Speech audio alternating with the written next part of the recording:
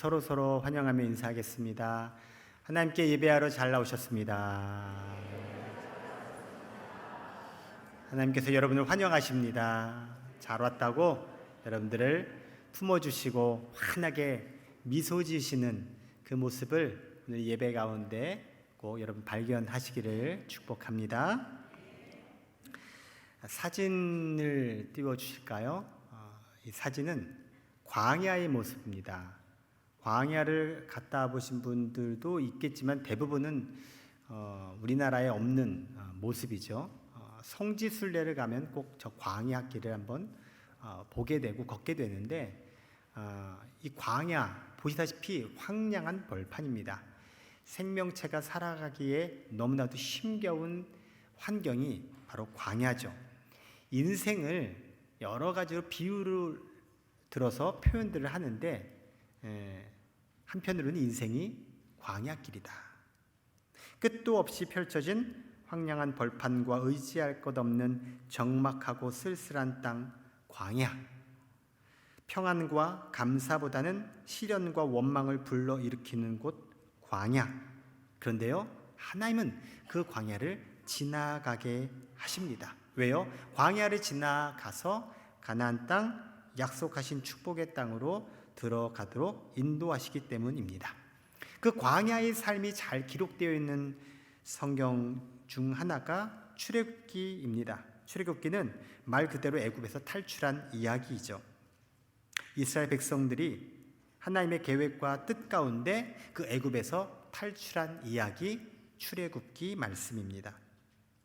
놀라운 하나님의 섭리가 출애굽기 안에는 펼쳐지고 있습니다. 하나님이 이스라엘 백성들을 애굽에서 나오게 하셔서 가나안 땅으로 이끄시는 이유가 뭘까요? 왜 나오게 하실까? 그 이유는 알고 보니까 출애굽 당시보다 수백 년 전에 이미 하나님께서 약속하신 뜻이었다는 겁니다. 창세기 12장에 하나님이 한 사람을 부르십니다. 그가 바로 아브라함입니다. 아브라함을 부르셔서 내가 너에게 약속의 땅으로 인도하겠다 하셨던 그 약속이 바로 출애굽기를 통해서 하나님이 이스라엘 백성들을 인도하실 땅, 젖과 꿀이 흐르는 땅 가나안 땅입니다. 믿음의 조상 아브라함에게 하나님이 약속하셨죠. 내가 너로 큰 민족을 이루게 하겠다. 너로부터 이제 복이 시작되게 하겠다. 내가 복의 근원이 될 것이다. 아브라함에게 하셨던 그 약속이 구체적으로 실행된 이야기, 바로 출애굽기의 이야기입니다. 이처럼 하나님은 우리에게 약속하셔서 그 약속을 성취하시는 분입니다. 오랜 시간이 지났다고 약속이 성취되지 않는 것이 아니라 하나님은 그것을 기억하시고 그것을 이루고자 준비하셔서 하나님의 때가 되어 그 약속을 성취하신다는 거죠. 때로 내가 보기에는 약속이 이루어지지 않았다, 성취되지 않았다. 그러나 내가 알지 못하는 가운데 주님은 그 약속을 성취해 가고 계시고, 그리고 내가 생각해 놓은 성취의 방법이 아니라 하나님의 방법으로 하나님의 약속은 성취된다는 사실을 여러분 믿으시기를 바랍니다.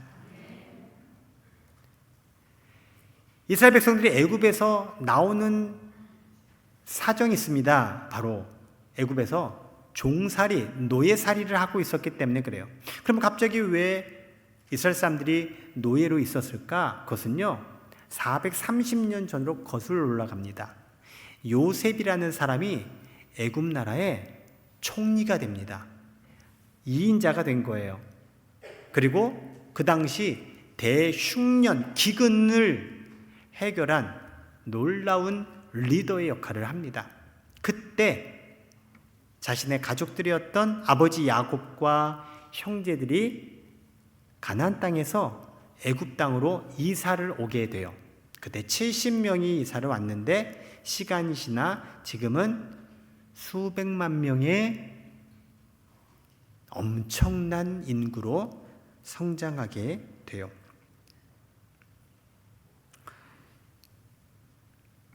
요셉이 있었던 당시에 바로는 당연히 요셉을 기억하고 또 요셉을 굉장히 존대했죠.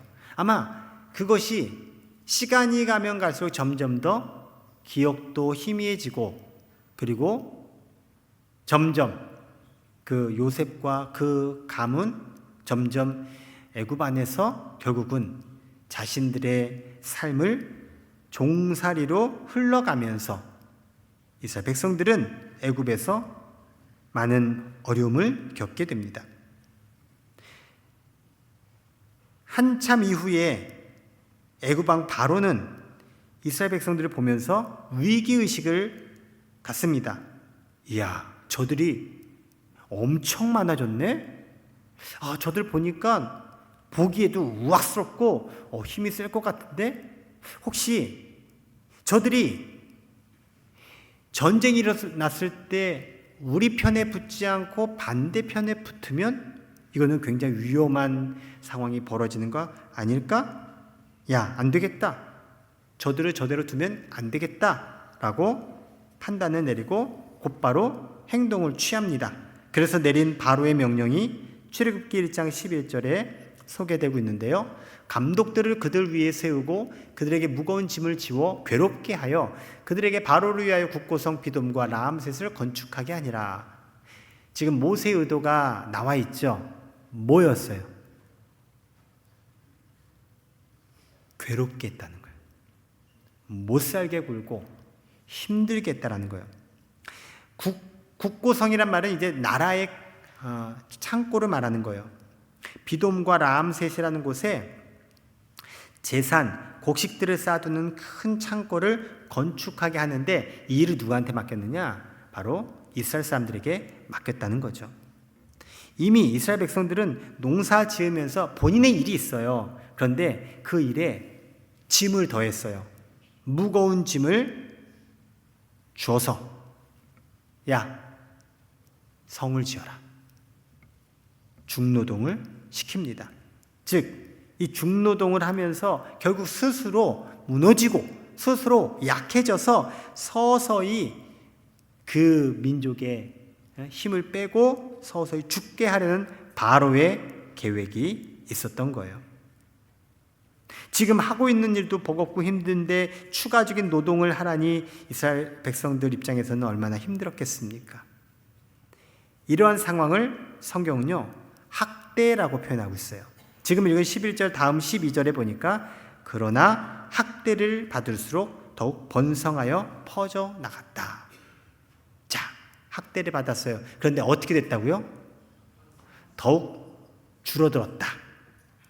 더욱 연약해졌다. 이게 보통은, 그리고 바로가 예측했던 건데 지금 뭐라고 나와 있어요? 더욱 번성해졌다. 더욱 퍼져나갔다.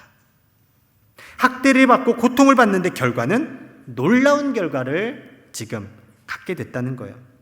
인구가 늘었어요. 번성해졌다는 얘기는 인구가 늘어나고 더욱더 활동력이 커졌다는 거예요. 아니, 바로 왕은 인구를 줄이려고, 그리고 저들의 힘을 빼려고 그렇게 정책을 폈는데 오히려 인구가 늘어났다? 아이러니한 일이죠. 그런데 이 아이러니한 일을 성경은 우리에게 알려주고 있어요. 왜요? 하나님께서 번성케 하신 거예요. 그 말씀을 하시고자 이 이야기를 성경은 우리에게 들려주고 있는 거예요. 하나님은요, 힘든 가운데서도 버틸 힘을 주십니다. 그 중노동 가운데서도 우리를 지켜주십니다. 그리고 점점 더 늘어나게 하시고 번성하게 하십니다. 그렇게 이스라엘 백성들이 늘어나는 모습을 지켜보던 바로가 또 다른 방법을 모색합니다. 이 방법으로 하면 안 되겠구나. 어떻게 할까? 근원을 해결하자. 근원부터, 초장부터 그냥 그 이스라엘 민족들을 줄여나가자 해서 아기가 태어나면 딸이면 그냥 두고 아들이면 죽여라 라고 히브리 산파들에게 명령을 내립니다. 지금이야 우리 병원 가서 출산하지만 옛날엔 다 집에서 했잖아요. 그때 누군가 출산을 돕는 사람이 있었죠. 산파라고 합니다. 그 산파가 아기를 이제 받는 거예요. 그 당시에는, 진짜 옛날에는요, 아기 낳다가 아기가 많이 죽었어요. 산모도 죽고요. 그러니까 자연스럽게 위장을 시키는 거죠. 아들 죽이면 아이고 출산하다가 아기가 죽었네? 이렇게 만드려고 바로가 계책을 세운 거예요. 자, 그렇게 이스라엘 민족을 말살시키고자 했던 바로의 의도와는 다르게 이 히브리 산파가 딸도 살리고 아들도 안 죽이는 거예요. 여러분, 지금 출애굽 당시는 대단한 왕권제 시대예요. 그때 왕은요, 손가락 하나만 까딱하면 그냥 뭐 예외 없이 처벌을 당하는 그런 시대예요. 근데 지금 바로가 산파들에게 직접 명령한 그 내용이 산파들이 그걸 지금 거부하고 있는 거예요. 안 듣고 있는 거예요. 여러분, 이것은 대단히 위험한 일이고 보통 일이 아닙니다. 왜 산파들이 그러면 남자 아기를 죽이라는 바로의 명령을 거부하고 살렸을까? 하나님을 두려워했기 때문에 그래요. 여러분, 바로의 명령 그리고 바로 왕 두려운 존재예요. 그런데 산파들에게 있어서는 그 바로보다 누가 더 두려웠다? 하나님이 더 두려웠다는 거예요.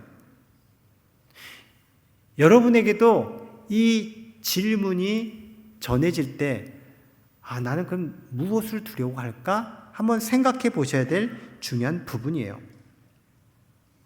이스라엘 백성들의 씨를 말리기 위해서 남자들을 죽이려고 했던 이 명령, 이것은요 산파들에게는 어쩌면 기회가 될 수도 있어요. 야, 이번 기회에 왕으로부터 내가 돈도 많이 벌고 신임도 얻고 이번 기회에 출세하면 좋겠다. 출세의 기회도 돼요.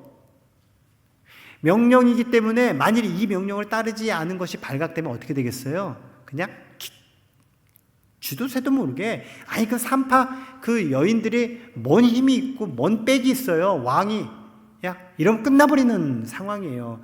그런데 목숨 걸고 남자 아기들을 살린 건 생명이 너무 불쌍해, 이게 아니에요. 생명을 죽인 건 하나님의 법에 거역되는 것을 알았기에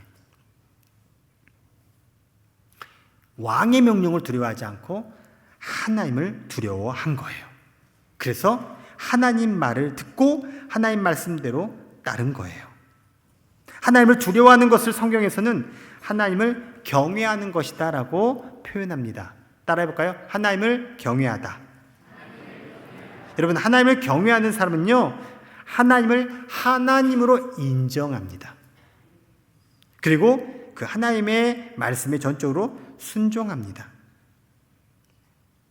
자신의 보상도 포기하고 심지어는 자신의 목숨까지 내걸고 기꺼이 하나님 뜻을 따랐던 이유 다른 것 없어요. 바로 하나님이 두려웠기 때문에 그래요. 여러분, 하나님을 두려워하지 않으면요, 하나님은 더 이상 나에게 하나님이 아닙니다. 그냥 나에게 필요할 때만 하나님 하는 그 하나님에 불과하게 되는 거죠. 마치 세상 사람들이 비나이다 비나이다 그것과 다를 바 없는 거예요. 우리 하나님은 비나이다 비나이다 해서 내가 비는 신이 절대 아닙니다. 나와 상관없이 하나님은 태초부터 계셨고, 하나님은 우리의 모든 것들을 가지고 계시고 모든 것들의 주인 되시는 하나님이십니다. 하나님을 두려워할 때 우리는 하나님에 의해 살아가게 됩니다. 히브리 산파들이 바로 그 모습을 보여주고 있습니다.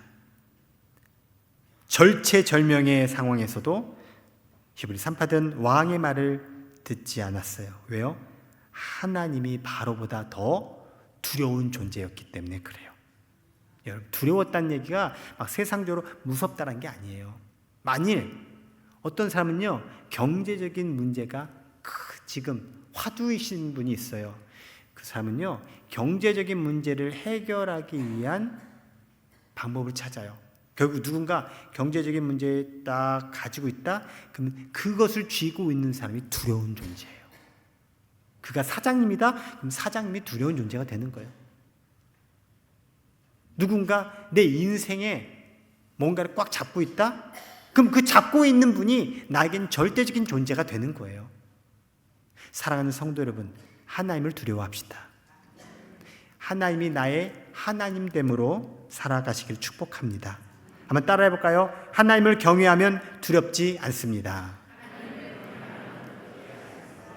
자, 이렇게 하나님을 두려워해서 하나님 말씀대로 했던 히브리 산파들에게요, 이런 일이 벌어졌어요.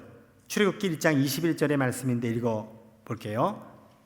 시작.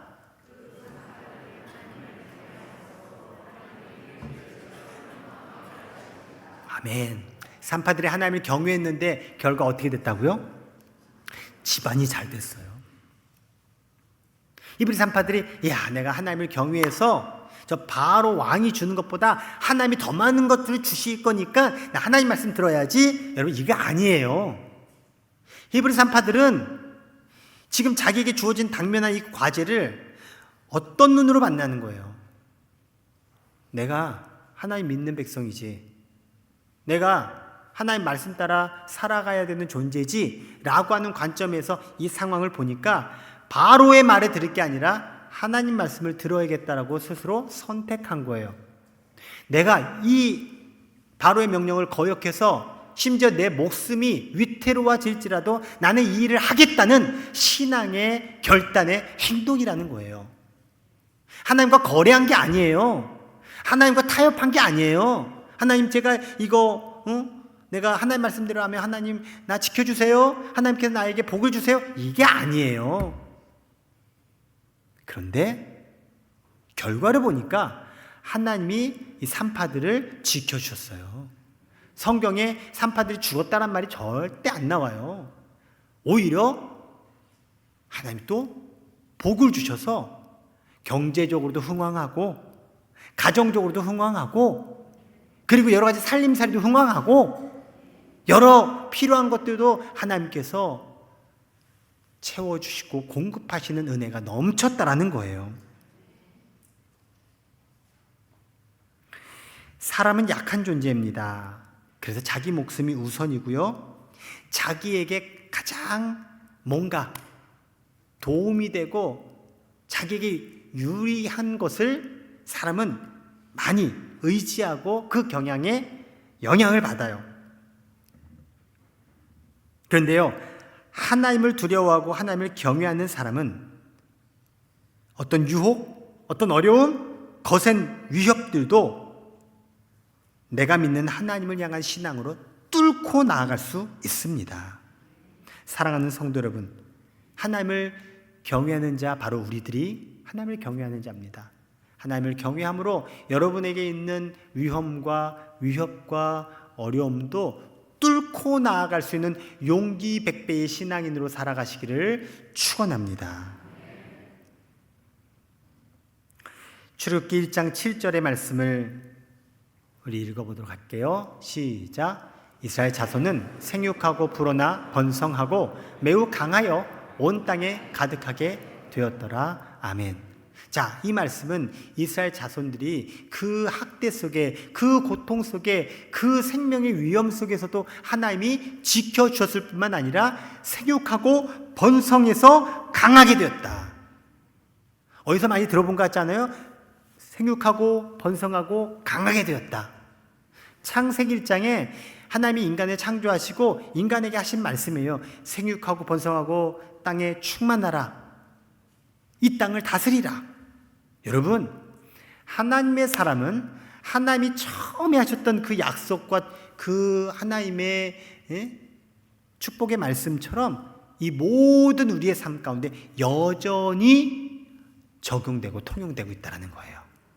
내 상황이 이렇게 찌그러졌고 내가 이렇게 다 무너지고 진짜 내가 뭐 할 것 없는 그러한 상황, 여러분, 하나님은 변하지 않으시기에 그러한 가운데도 하나님은 다시 일어서게 하시고 번성하게 하시고 충만하게 하시고 강하게 하십니다. 이 출애굽의 하나님이 바로 저와 여러분의 하나님이십니다. 우리의 계획이나 목표가 흔들리고 주변에서 나를 회방하고 어쩌면 갑작스러운 상황에 내가 좌절하고 실망할 때 오늘 하나님께서 나에게 주는 이 말씀을 꼭 기억하시기 바랍니다. 하나님은 생육하고 번성하고 충만하게 하시는 분이십니다. 이 하나님의 백성으로 하나님을 경외함으로 살아가는 저와 여러분 우리 모두가 되길 주의 이름으로 축원합니다. 자, 이렇게 되자 바로는 다른 명령을 다시 내리게 돼요. 아예 지금까지 내가 그냥 은근슬쩍 저 히브리 이스라엘 백성들을 좀 없애려고 했는데 안 되겠다. 이래가지고 안 되겠다. 아예 명령을 내려. 남자아이를 낳거든 다 나일강에 버려서 죽여라. 공개적으로 지시를 내려요. 그래서 많은 이스라엘 남자 아기들이 나일강에 버려서 죽었어요. 그러던 중에 어떤 레위 사람이 아들을 낳았는데 아들을 보니까 뭔가 범상치 않음을 느꼈어요.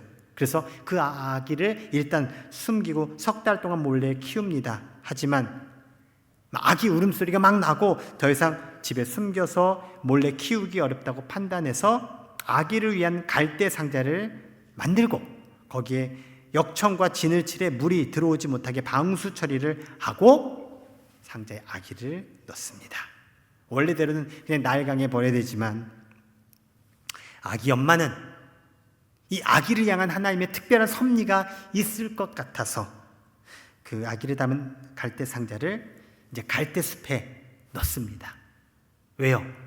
나일강에 놓으면은 그냥 바로 떠내려가잖아요. 어떻게든 조금이나마 조금 더 살아라 하는 모정이 아마 담겨져 있지 않겠어요? 숲사이에 놓으면은 좀 얘가 덜 이렇게 움직이다가 언젠간 나오겠지만 안 그래도 그 갈대 상자가 물의 흐름에 따라서 떠내려가기 시작해요. 그런데요, 그때 때마침 바로의 딸 애굽의 공주가 나일강에 온 거예요. 목욕하러.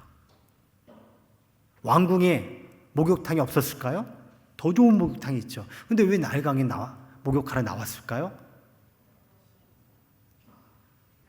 지금 바로의 공주에게는 큰 기도 제목, 큰 정말 바람이 있었어요. 아들을 낳고 싶은 거예요.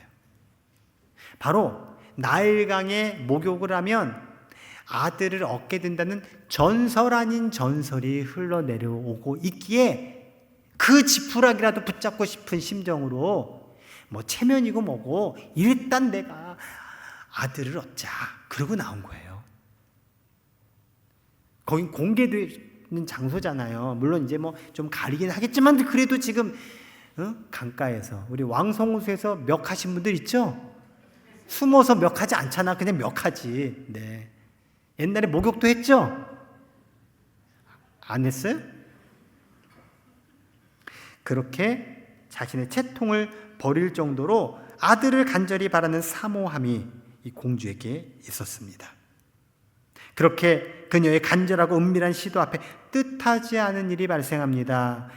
이렇게 목욕하고 있는데 둥둥둥둥둥 뭐가 떠내려오는 거예요. 갈대 상자. 그 상자를 시녀가 공주에게 갖다 줘요. 공주가 상자를 열어봤더니 아기가 울고 있는 거예요. 흉했구나. 제가 우는 모습이 지금. 근데 이 모습을 바로의 딸 공주가 보고 생각이 났을 거야. 이 나일강에 버려진 수많은 히브리 남자아이들. 이 아기도 그런 거예요. 그런데 갑자기 너무한 거 아닌가? 라는 마음도 아마 살짝 들면서 이 아기를 그냥 히브리 남자아이네 누가 또 버렸나 보다 하고 그냥 지나치지 않고 그 아기를 뚫어지게 쳐다봤어요. 그랬더니 그 아기가 너무 불쌍한 거예요. 측은한 마음이 생겼어요. 그러면서 불현듯 머리에 탁 떠오르는 생각. 왜 나왔죠? 이 공주가? 목욕하러. 그럼 목욕하러 왜 나왔죠? 뭔가 이 나일강의 신이 자신에게 아들을 줄 것만 같은 그러한 바람을 가지고 나왔잖아요. 근데 지금 눈앞에 뭐가 있어요? 떡하니 아들이 있네. 이 아들 혹시 신이 나에게 주신 아들 아닌가라는 생각이 들면서 그 아기를 데리고 나와요. 여러분, 이게 어떻게 이루어졌을까? 여러분, 소설처럼 이루어지는 이 이야기, 여러분 이것은요 하나님께서 만들어 놓은 이야기예요.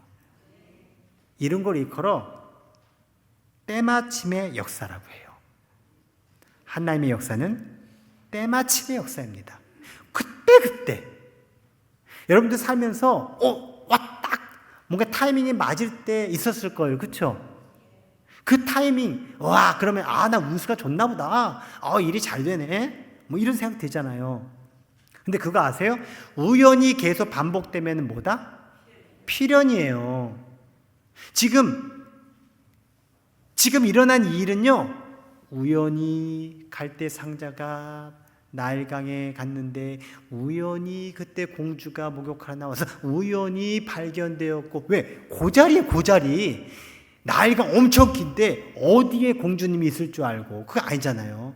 근데 그 타이밍에 고자리에, 그리고 우연히 시녀가 그냥 이거 뭐야 하고 버리면 끝나는데 그것을 공주한테 가져왔다는 것도 의아한 거예요. 그리고 그것을 열어보았을 때 공주가 마음이 동한 것도 우연의 남발.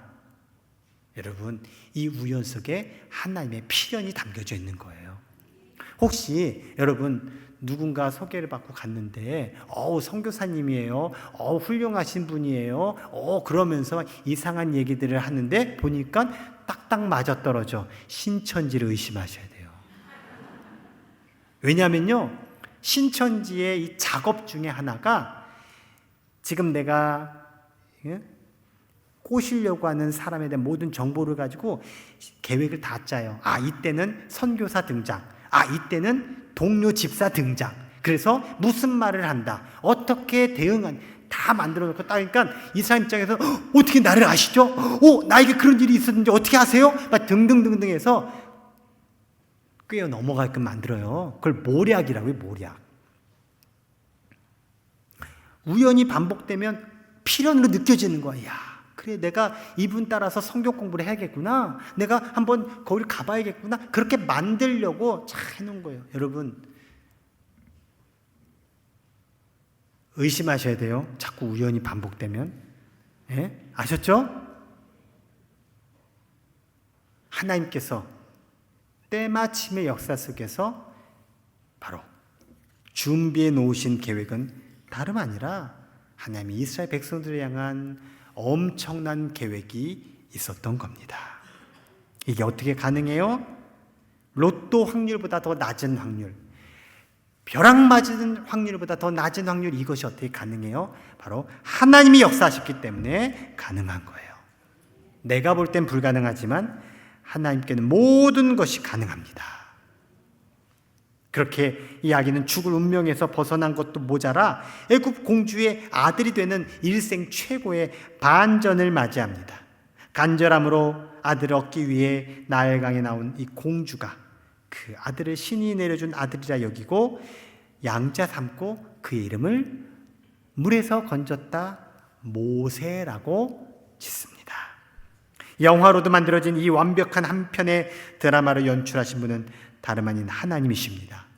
하나님은 모세가 필요했기 때문에 이 모든 일을 친히 연출하시고 만드시고 성취하도록 이끄셨습니다. 이런 하나님의 역사 속에 우리가 착각하거나 오해하지 말아야 될 부분이 있습니다. 하나님이 다 계획하셨고 하나님이 친히 모든 걸 이끄시니까 난 가만히만 있으면 되네, 그래서 가만히 안에 들어가시면 안 돼요. 하나님이 행하시지만 하나님은 반드시 사람을 사용하신다는 것을 우리는 알아야 돼요. 지금 이 일이 이루어지는데 중요한 역할을 한 사람들이 있어요. 모세의 가족들이에요. 만일 모세의 엄마가 바로왕의 명령이 두려워서 아무리 좀 특별한 아이 같아도 이 아이를 내가 보호할 수 없잖아, 그래서 버렸다면 모세 존재하지 않아요. 힘들고 위험했지만 어떻게든 아기를 살려보려고 방법을 강구했고, 그냥 나일강에 버리지 않고 갈대 상자에 넣어서 어떻게라도 뭔가 하나님의 역사를 기대하면서 그 일들을 행했기에 이 모든 것이 하나님의 섭리 가운데 이루어진 거라는 거예요. 여러분, 그렇습니다. 하나님은 우리의 계획을 쓰십니다. 우리의 계획이 하나님의 섭리 가운데 있으면 그 계획은 하나님께서 반드시 실행해 주십니다. 중요한 건 우리가 하나님 안에서 계획을 짜야 되고요. 우리의 계획이 하나님 손에 들려져야 되고요. 하나님이 그것을 이루시도록 우리가 노력해야 한다는 사실입니다.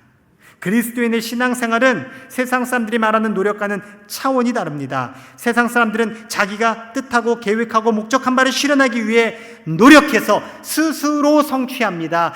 그래서 자수성가 위험합니다. 하지만 믿음의 사람들은 자신이 다하는 최선의 노력이 하나님 섭리 가운데 있도록 애씁니다. 말씀을 이제 마무리하면서 오늘 본문 말씀을 우리 한 번 더 읽어봅시다. 출애굽기 2장 23절로 25절의 말씀 읽습니다. 여러 해 후에 애굽 왕은 죽었고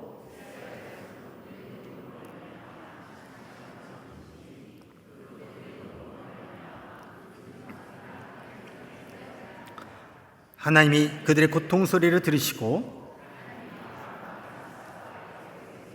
그의 언약을 기억하사 돌보셨고 기억하셨더라. 아멘. 여러분, 우리 하나님은 기억하시는 하나님이세요. 당신의 백성들을 기억하십니다.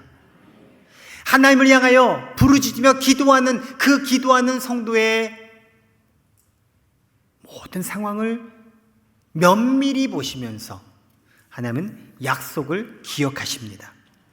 그렇게 우리의 부르짖음을 들으시고 응답하시는 하나님이십니다. 그 하나님은, 우리의 하나님은 우리에게 어떻게 응답하시느냐? 하나님 이거 들어주세요. 하나님 이거 필요해요. 그래서 그 기도에 응답도 하시지만 진짜 하나님의 엄청난 응답은 새로운 방법으로 응답하세요. 지금 이스라엘 백성들에게 하나님께서 살려주세요. 이 고통에서 면해주세요. 우리 질병 걸렸는데 치료해주세요. 배고파요. 배고픔의 문제를 해결해주세요. 이 고통으로부터 면하게 해주세요. 학대로부터 피하게 해주세요. 좀 더 편하게 살고 싶어요. 안정적으로 살고 싶어요. 그런 이스라엘 백성들의 그 기도에 하나님이 이루신 방법은, 그래? 너 얘가 때렸어? 요놈 너 나봐라. 빵 뿅망치 때리고. 그래? 바로 왕이 너희들에게 이런 학정을 했다고? 안 되겠다. 내가 왕을 처단해야겠다. 왕을 없애고. 이 방법이 아니라 아예 새로운 시대로 이스라엘 백성들을 바꾸셨어요. 너 더 이상 애굽에 있지 마. 애굽에서 나오게 하신 거예요. 너 더 이상 그렇게 얻어먹지 마. 주는 대로 살지 마. 운명론에 묶여 살지 마. 내가 너의 인생을 새롭게 하겠다. 내가 너에게 공급처가 되겠다. 내가 너에게 땅을 주고 이제 자유인으로 살아라. 하나님의 방법은 판을 바꾸시는 겁니다. 시대를 바꾸시는 겁니다. 완전히 새롭게 하시는 겁니다. 우리의 생각, 여러분, 하나님은 내 그 작고 작은 생각 안에 절대 계시지 않습니다. 하나님을 신뢰하시기 바랍니다.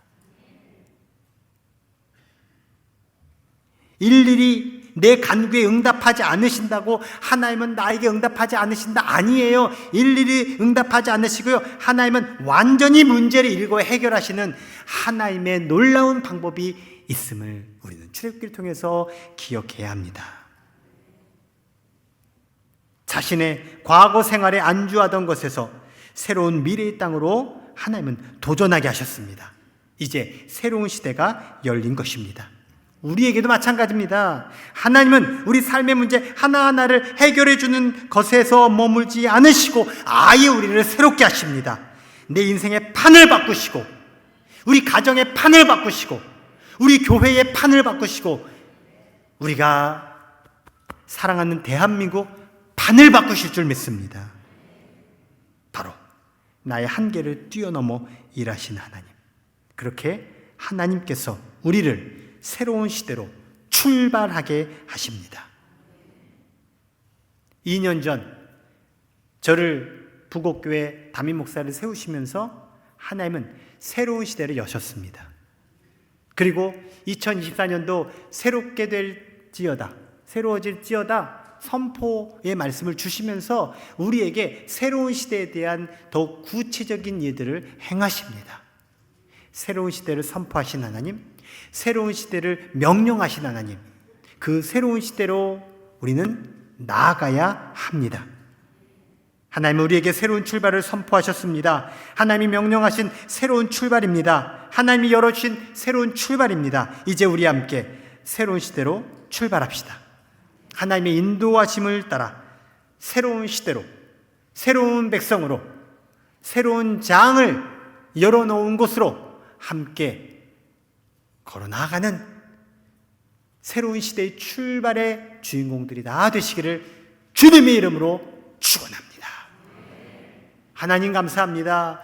우리에게 새로운 시대를 준비하셔서 새로운 시대로 응답하신 하나님, 이제 그 새로운 시대로 출발하는 우리 온 성도들, 새로운 시대에 걸맞는 자로 하나님께서 열어주신 이 길을 용기 있게 담대하게 더불어 함께 걸어 나가게 하여 주시옵소서.